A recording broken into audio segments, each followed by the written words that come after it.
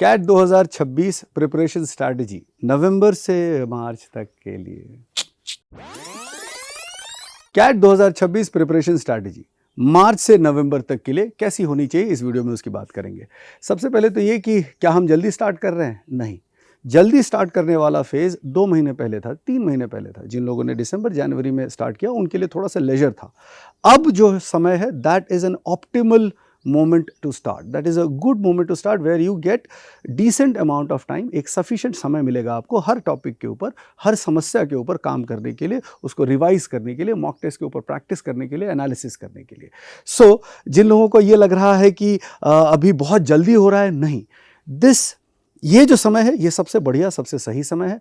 अगर आप इससे और बाद स्टार्ट करने की कोशिश करेंगे तो वो मेरे हिसाब से लेट गिना जाएगा, आपके लिए समय थोड़ा सा कम पड़ जाएगा। फिर आप कुछ चीज़ें स्किप करने की कोशिश करेंगे एंड फिर ऑब्वियसली जो रिजल्ट है, जो आपका जो टारगेट है वही बहुत कम हो जाएगा। अब अगर हम अभी से स्टार्ट कर रहे हैं तो हमारा जो पहला फर्स्ट गोल, पहला टारगेट क्या होना चाहिए?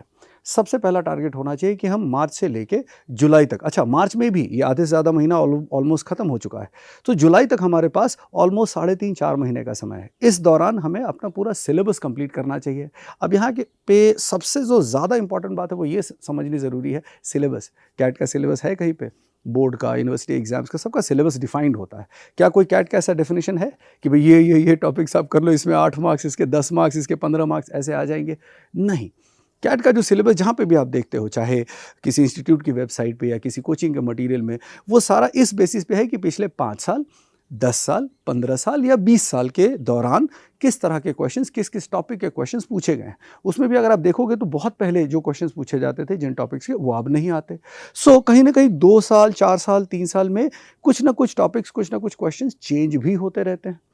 लेकिन मोटा ऑलमोस्ट 90% ऑफ द टॉपिक्स जो हैं वो लगभग हमें पता होते हैं। जैसे अगर आप ध्यान से देखें तो क्वांटिटेटिव एबिलिटी में जो चेंजेस हुए हैं वो बहुत कम हुए हैं।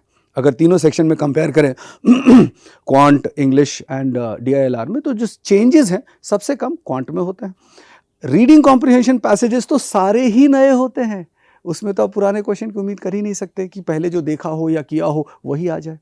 DILR में हम बोल सकते हैं कि आधा आधा ऐसा होता है कि आधे सेट्स ऐसे होते हैं जो या जिस तरह की चीज़ें आपने पहले की होती हैं, आधे सेट्स ऐसे होंगे। सो अगर 5 हैं तो 2 या 3 सेट्स उसी तरह के जिसे आपने पहले किए, 2 या 3 सेट्स जिनका जो प्रेजेंट करने का तरीका है या क्वेश्चन पूछने का जो तरीका है वो थोड़ा सा नया हो जाता है। ठीक, तो ये प्राइमरी सिलेबस हो गया। लेकिन इन सब चीज़ों में सबसे ज़्यादा इंपॉर्टेंट क्या है कि क्वांट के लिए आपने थियोरी की पढ़ाई की हो, क्वेश्चंस की अच्छे से प्रैक्टिस की हो। रीडिंग कॉम्प्रिहेंशन और LRDI के लिए आप ज़्यादा से ज़्यादा सेट्स सॉल्व करें ताकि आप उससे जो आपका जो सोचने का तरीका है वो आपको पता चले। डेवलप होने की बात नहीं कर रहा हूँ, पहले मैं ये समझाने की कोशिश कर रहा हूँ कि हर इंसान का सोचने का तरीका अलग होता है, समझने का तरीका अलग होता है।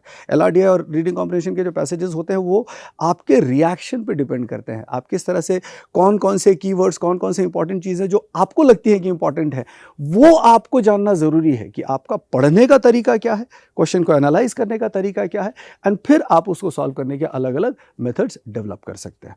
तो पहला टारगेट क्या होगा? जुलाई तक सिलेबस खत्म हो जाना चाहिए। अगला जो पॉइंट है वो ये है कि हम क्या क्या गलतियां करते हैं। वैसे तो बहुत सारी करते हैं, कुछ 2-3 है जिनके बारे में मैं बात करना चाहता हूँ। एक तो ये कि जब भी हम पढ़ाई करते हैं ना, हम कुछ टॉपिक्स के प्रति बायस हो जाते हैं, कुछ सेक्शन के प्रति बायस हो जाते हैं। हमें लगता है कि जो हमें अच्छे से आ रहा है उसको ज़्यादा अच्छे से कर ले। ये सबसे बड़ी प्रॉब्लम है। पहले आप उसको ब्रेक डाउन करेंगे और बहुत क्लियरली अनबायस होके आपको इक्वल टाइम डिस्ट्रीब्यूशन करना होगा। मेथड क्या है? मेथड बता रहा हूँ कि उसको आप कैसे सॉल्व करेंगे।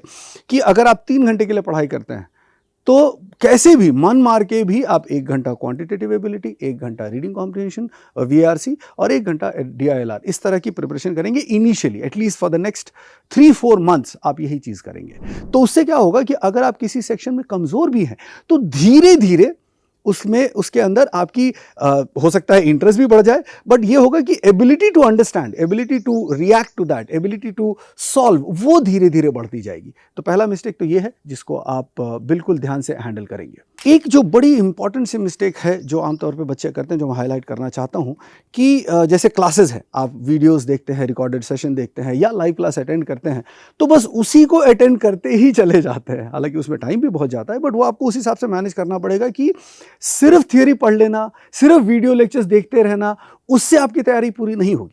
आपने कोई टॉपिक पढ़ लिया, आपने उसके जितने भी टाइप ऑफ क्वेश्चंस हो सकते हैं, किसी फैकल्टी ने, टीचर ने आपको क्लास में या रिकॉर्डेड सेशंस में, लाइव में, जैसे भी आपको पढ़ा दिया कि सॉल्व कैसे कैसे करना है, आपने नोट डाउन भी कर लिया।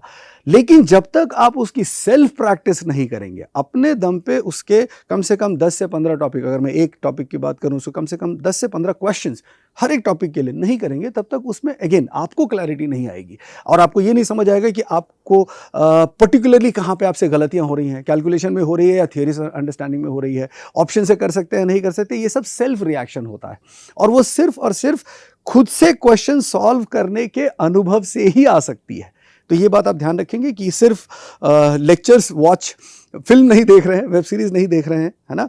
क्लास करने के बाद आपको खुद से भी प्रैक्टिस करते रहना पड़ेगा। अब इसको सॉल्व करने के लिए हम क्या करेंगे, जैसे ही आप एनरोल करते हो, आपकी लाइव क्लासेस शुरू होती है, तो एक बड़ा खूबसूरत सा सिस्टम बना हुआ है कि हर लाइव क्लास के बाद एक एप्लीकेशन क्लास होती है। अरे एक सेकेंड, इससे भी पहले वीकली बेसिस पे हमने जो क्लासेस डिस्ट्रीब्यूट की है वही इक्वली डिस्ट्रीब्यूट की हुई है।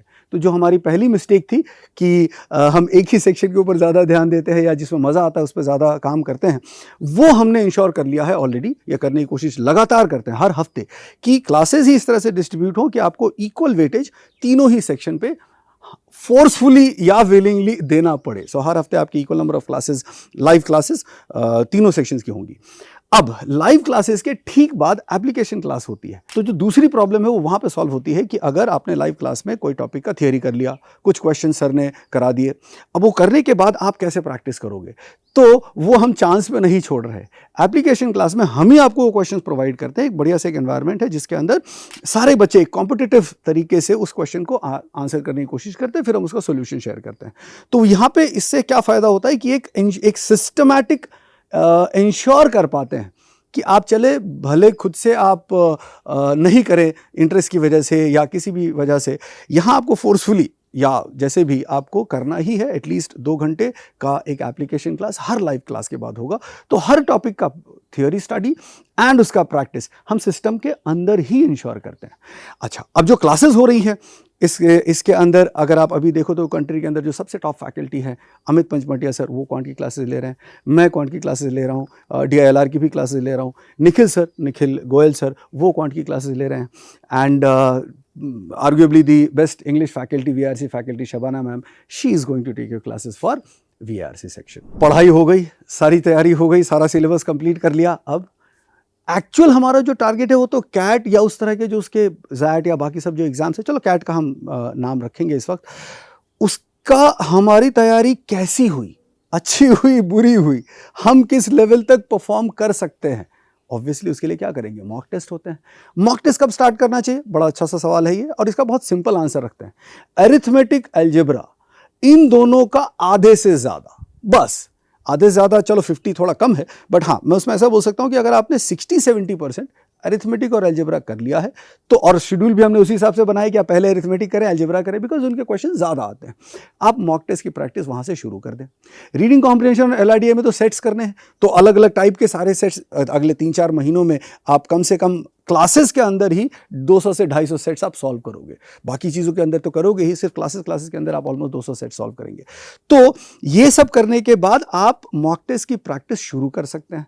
पहला एजेंडा मॉक टेस्ट का क्या होना चाहिए, पहले एक महीने में 4 या 5 मॉक टेस्ट, दूसरे महीने में 8 से 10 मॉक टेस्ट। तो ये मैं जून और जुलाई की बात बता रहा हूँ कि अगर आप जुलाई तक कम से कम 10-12 मॉक टेस्ट कर लें, सिर्फ इस पर्पस के लिए कि आपका जो बॉडी है वो 2 घंटे बैठने में सक्षम है कि नहीं है, ठीक, या कैसे रिएक्ट करता है, या वो जो 1 घंटा कंप्लीट होने के बाद 1 घंटा 15 मिनट, 1 घंटा 20 मिनट, 1 घंटा 40 मिनट पे आपका माइंड किस तरह से वर्क करता है। आपको इस बात की प्रैक्टिस करनी है कि वो पूरे 2 घंटे के एंड तक every minute, see every second is important, चलो एवरी मिनट के हिसाब से भी रखें, आपका ना जब आप एक प्रेशर सिचुएशन में क्वेश्चन सॉल्व कर रहे होते हो तो आप बहुत ज़्यादा डिस्ट्रैक्टेड फील करते हो, या एनर्जी एफिशिएंसी थोड़ी सी कम हो जाती है ब्रेन की, कि हम सही जानते हुए भी कई बार मिस्टेक्स करते हैं। क्वांट का सेक्शन थर्ड सेक्शन होता है, वहां तक पहुंचते पहुंचते सारा कुछ ड्रेन आउट हो चुका होता है और उसमें और भी ज़्यादा एफिशिएंसी की ज़रूरत होती है, क्योंकि आपको कैलकुलेशन भी करना है और हर क्वेश्चन में टॉपिक बदल रहा है, नंबर ऑफ टॉपिक बहुत ज़्यादा है। सो कहने का मतलब कि जो पहले 10 मार्क्स है ना, वो सिर्फ और सिर्फ अपनी फिजिकलिटी को कैसे बोलेंगे, उस सिचुएशन के अनुकूल बनाने की तैयारी करनी है। ठीक, उसमें कितना स्कोर आया वो उस वक्त फर्स्ट 10 टेस्ट में उतना इंपॉर्टेंट नहीं रहेगा। मॉक स्टार्ट हो गए और हम कंफर्टेबल भी हो गए कि भाई किसे कैसे बैठना है, या हम अपने आप को बेसिकली अपने आप को कंफर्टेबल करना है उस सिचुएशन से। अब अगला जो स्टेप होता है वो बड़ा ही क्रूशियल होता है, स्ट्रैटेजी क्या होनी चाहिए मॉक की। तो पहला जो स्ट्रैटेजी का पार्ट है भैया वो ये है कि आप पहले जो भी मॉक्स कर रहे हैं उसका एनालिसिस करें। एनालिसिस कैसे करें, ये देखें कि आपका जो प्रोग्रेस हो रहा है, अगर आपने 10 या 15 या 20 टेस्ट कर लिए हैं तो जो आपका प्रोग्रेस हो रहा है वो ट्रैक आउट होना चाहिए टॉपिक वाइज। तो जो AI बेस्ड मॉक एनालिसिस है हमारा, उसके अंदर आपको क्लियरली पता चलता है कि अगर आप गलतियां कर रहे हो तो बार बार कौन से टॉपिक्स में कर रहे हो, पिछले 10 मॉक टेस्ट में कंपैरेटिव परफॉर्मेंस आपका किस तरह से रहा है, खुद से, बाकी लोगों से, टॉपिक वाइज, सेक्शन वाइज। ये एक बड़ा ही वृहद, बड़ा ही लंबा चौड़ा सा वो सिस्टम बना हुआ है। और ये सारा काम जो AI बेस्ड मॉक एनालिसिस है वो आपके लिए बहुत ही कम समय में करके आपको देता है। आपको सारी चीज़ें स्क्रीन पे देखनी है, उसके हिसाब से अपने नोट्स बनाने हैं हर बार। उसमें मार्क्स से बहुत ज़्यादा सेंटिमेंटल नहीं होना है, एटलीस्ट फॉर द एटलीस्ट क्या, मैं तो बोलता हूँ लास्ट तक। मॉक टेस्ट तो इसी के लिए है ना कि आपको हर चीज़ पता चल जाए कि आप कहाँ कहाँ क्या क्या गलतियाँ कर सकते हो। तो मार्क्स देखने का इंपॉर्टेंस नहीं है, वो एनालिसिस देखना है, समझना है, टॉपिक्स आइडेंटिफाई करना है, और अगले 2-3 दिन में अगले मॉक टेस्ट देने से पहले आप उसके ऊपर वर्कआउट करें कि भाई जहाँ पे भी आपसे गलतियाँ हो रही है उसको ठीक करें। लास्ट के 2 महीने क्या करेंगे उसके अंदर, देखो उसमें अभी टाइम है। उसमें जो प्राइमरी कुछ चीज़ें हैं जो मैं अभी बता देता हूँ कि लास्ट के 2 महीने में ना आप पेपर अटेम्प्ट की अलग अलग स्ट्रैटेजीज बनाते हैं। जो आपके लिए काम कर रही है उनको आप आगे लेके जाते हैं, जो स्ट्रैटेजी काम नहीं कर रही उसको आप रिजेक्ट करते जाते हैं। अलग अलग लोग अलग अलग तरीके से करते हैं। कुछ लोग राउंड सिस्टम करते हैं कि एक राउंड में पूरा कर लिया, ईजी क्वेश्चन किए, फिर डिफिकल्ट किया। कुछ लोग पहले ही स्किप करते हुए जाते हैं और अपने नंबर ऑफ क्वेश्चन अपने दिमाग में रखते हैं कि मोर और लेस कितना करने की कोशिश करेंगे। तो ये सब अलग अलग स्ट्रैटेजी, आई थिंक उसके लिए अभी राइट टाइम नहीं है। उसके लिए हम तब बात करेंगे जब आपने कम से कम 20-25 मॉक टेस्ट ले लिया हो और सिलेबस आपका मोर और लेस एटलीस्ट आपकी तरफ से और एक बार कंप्लीट हो चुका हो, तब हम उस स्ट्रैटेजी की बात करेंगे। प्राइमरी पर्पस लास्ट 2 मंथ का जो हम लोग क्या करते हैं मैं आपको बताता हूं। मैराथन सेशंस होते हैं, 10-10 घंटे, 12-12 घंटे का एक टॉपिक के ऊपर या 2 टॉपिक के ऊपर सेशंस होते हैं। उसका फायदा क्या होता है कि आपने तो अलग अलग टाइम पे, जैसे अरिथमेटिक के अलग अलग चैप्टर्स अलग अलग टाइम पे पढ़े होंगे, पूरे 1-1.5 महीने के पीरियड में, वो भी उससे 2-3 महीने पहले। कुछ भूल चुके होंगे, कुछ याद होंगी चीज़ें।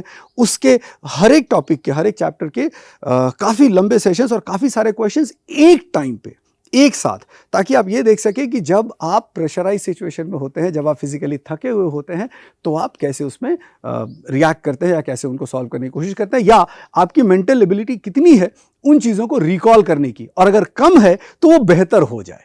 तो लास्ट के 2 महीने में काफ़ी सारे मैराथन सेशंस होते हैं और एक बहुत ही खूबसूरत सी बात है कि वो क्रैश कोर्स होता है उस वक्त जो फ्री होता है, और उसके अंदर एक तरीके से आपका तीसरा या चौथा रिवीजन हो जाता है। जो भी चैप्टर्स आपने उस वक्त तक या जो भी सिलेबस आपने उस वक्त तक पढ़ाई की है उसका पूरा रिवीजन फाइनली क्रैश कोर्स में हम करवाते हैं। सो प्लानिंग हो गई, स्ट्रैटेजी हो गई, बहुत सारी चीज़ें बता दी, बट कोई भी स्ट्रैटेजी तब तक काम नहीं आ सकती जब तक उस पर एक्शन ना लिया जाए। सो फटाफट एक्शन लीजिए। नया बैच स्टार्ट हो रहा है बहुत ही जल्दी, उसके डिटेल्स आपको डिस्क्रिप्शन में मिल जाएंगे। सबसे जो अच्छी बात है इस बार जो हम कर रहे हैं कि ये सारा कुछ जो 24/7 डाउट्स जो हम सॉल्व करते हैं, जिसके लिए मोस्ट फेमस हम जाने जाते हैं, या mock test analysis AI based या जो भी चीज़ें थी, अब वो सारा कुछ लाइव क्लासेस, एप्लीकेशन क्लासेस, ये सारा कुछ अब हमारे अपने ऐप पे अवेलेबल होगा। उसके सारे डिटेल्स वगैरह अभी आपके स्क्रीन पे आ रहे होंगे। सो आप चेक करिए, ध्यान से पढ़िए, डेली टारगेट के जो क्वेश्चंस या जो सैंपल दिए गए हैं वेबसाइट पे या ऐप के, उसको चेक करिए, उसके ग्रुप का हिस्सा बनिए, अपने सजेशंस दीजिए, जहाँ पे भी आप चाहें हमसे कनेक्ट हो सकते हैं। सबसे इंपॉर्टेंट चीज़ ये है कि चलो ये सब हो गई बातचीत करने की बात, है ना। बड़े बड़े प्लान, लंबे लंबे स्ट्रैटेजीज पेपर पे बना लिया, सब कुछ कर लिया, ठीक। कोई भी अच्छा काम, कैट देना एक अच्छा काम है, उससे आपको एक अच्छी नौकरी या अच्छा काम या अपना खुद का स्टार्टअप जो भी आप करेंगे, एक बढ़िया एनवायरनमेंट मिलेगा। आप अच्छे लोगों के साथ पढ़ेंगे अगर आप IIM जाते हैं, या किसी बहुत सिंपल सी बात है, टॉपर्स या अच्छे पढ़ने लिखने वाले लोग या समझदार लोग, क्योंकि इसमें रिटन टेस्ट होता है, ग्रुप डिस्कशन होता है, इंटरव्यू भी होता है, तो जो लोग सेलेक्ट करते हैं वो अच्छे लोग सेलेक्ट करते हैं, सिर्फ क्लासेस के टॉपर या कॉलेजेस के टॉपर नहीं लेते।